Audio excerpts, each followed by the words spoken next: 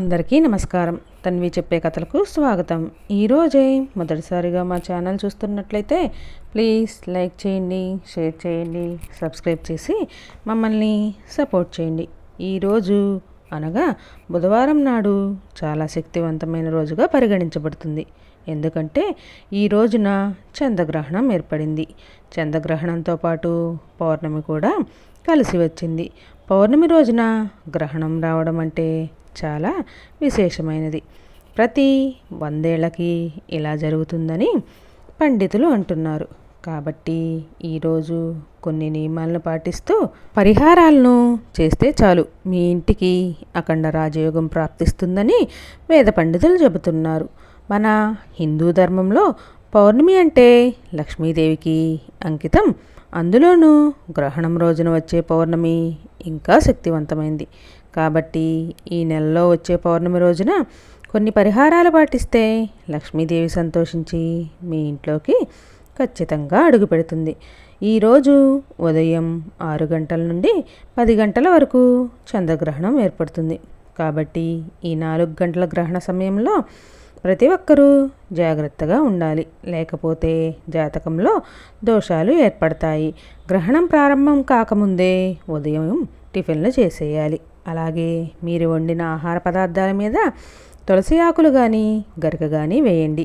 అలా వేయకపోతే గ్రహణం ప్రభావం వల్ల మీరు వండిన ఆహారం కలుషితం అవుతుంది.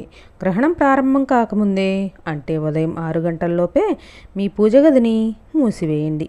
ఎట్టి పరిస్థితుల్లోనూ గ్రహణ సమయంలో దేవుని పటాలను ముట్టుకోకూడదు. కాబట్టి ఉదయం 6 గంటల నుండి 10 గంటల్లోపు ఇంట్లో దీపారాధన చేయకూడదు. అలాగే గ్రహణ సమయంలో దేవాలయాలకు వెళ్ళకూడదు. గ్రహణం పూర్తయిన తర్వాత అంటే ఉదయం 10 గంటల తర్వాతే ఇంట్లో ఉన్న ప్రతి ఒక్కరూ ఖచ్చితంగా తలస్నానం చేయాలి. అలాగే మీ ఇల్లంతా శుభ్రంగా తుడుచుకోండి. ఇల్లు మొత్తం శుభ్రం చేయలేని వాళ్ళు ఇల్లంతా పసుపు నీళ్లు చల్లుకోండి. ఇంట్లో ఉన్న బీరువాను కూడా శుభ్రంగా తుడుచుకోండి. అలాగే గ్రహణం పూర్తయిన తర్వాత పూజ గదిలో ఉన్న దేవుని పటాలను కూడా శుభ్రంగా తుడుచుకోండి.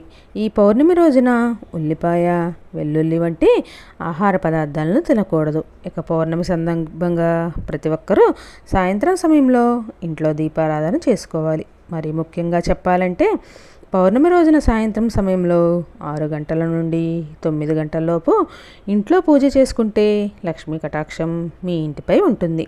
పౌర్ణమి రోజున ఇంట్లో పూజ చేసుకుంటే మీ ఇంట్లో ఉన్న డబ్బు కష్టాలన్నీ తొలగిపోతాయి. ఎందుకంటే పౌర్ణమి రోజు చేసే పూజలు నేరుగా లక్ష్మీదేవి పాదాల చెంతకు చేరుకుంటాయి. కాబట్టి ఈ శక్తివంతమైన పౌర్ణమి రోజున ప్రతి ఒక్కరు సాయంత్రం పూజ చేయడానికి ప్రయత్నించండి.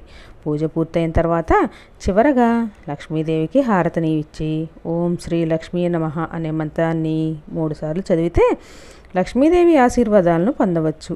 మీ మనసులో ఉన్న కోరికలు త్వరగా నెరవేరాలంటే ఒక తెల్ల కాగితం పైన మీ కోరికను రాసి మీ పూజ గదిలో పెట్టి దేవునికి నమస్కారం చేసుకుంటే మీ కోరికలన్నీ ఖచ్చితంగా నెరవేరుతాయి. అలాగే ఈ పౌర్ణమి రోజున సాయంత్రం సమయంలో మీ ఇంటి ముందు 2 దీపాలను వెలిగిస్తే మీ ఇంటికి అష్టైశ్వర్యాలు వరిస్తాయి.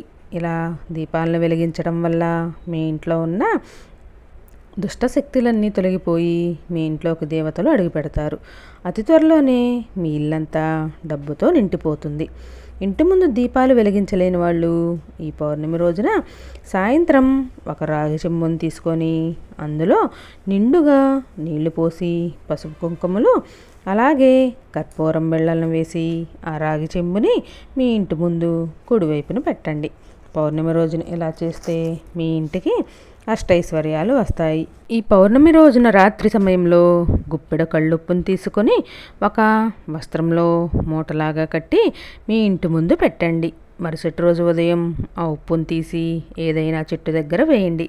ఇలా చేస్తే మీ ఇంటికున్న దరిద్రమంతా తొలగిపోయి మీరు పట్టిందల్లా బంగారం అవుతుంది. పౌర్ణమి రోజున రాత్రి సమయంలో మన గుమ్మం ముందుకు లక్ష్మీదేవి వస్తుందని నమ్మకం.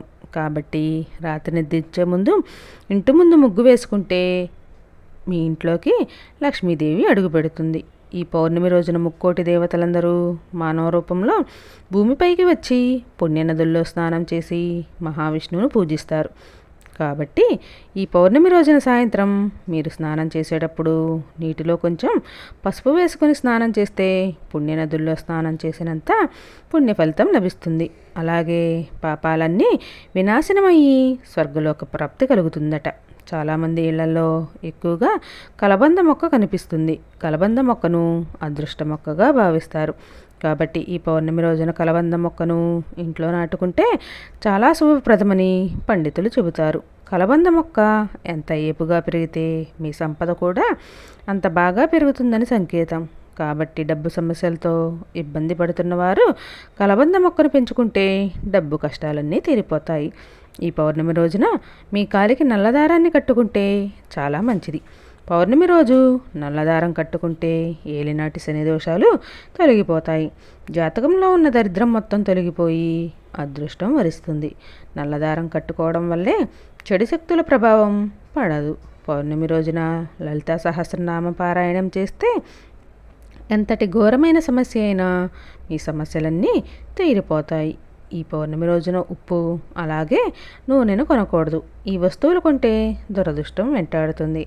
అలాగే అప్పుల సమస్యలు ఏర్పడతాయి. అయితే మనలో చాలామందికి మన ఇంటికి దిష్టి తగలకుండా ఉండాలని ఇంటి గుమ్మం ముందు గుమ్మడికాయ, నిమ్మకాయలు, కలబంద మొక్క అలాగే కొన్ని దిష్టి యంత్రాలను కట్టుకుంటారు. అయితే గ్రహణ సమయంలో ఇంటి ముందున్న దిష్టి మంత్రాలకు శక్తి మొత్తం నశించిపోతుంది. కాబట్టి ఈ గ్రహణం రోజున మీ ఇంటి ముందు కట్టిన గుమ్మడికాయ అలాగే దిష్టి యంత్రాలను తీసేసి కొత్తవి కట్టుకుంటే చాలా మంచిది. పౌర్ణమి రోజున చెట్ల ఆకులను తుంచకూడదు. పౌర్ణమి రోజున ఉపవాసం ఉంటే నెల రోజులు ఉపవాసం ఉన్నంత పుణ్య ఫలితాన్ని పొందవచ్చు.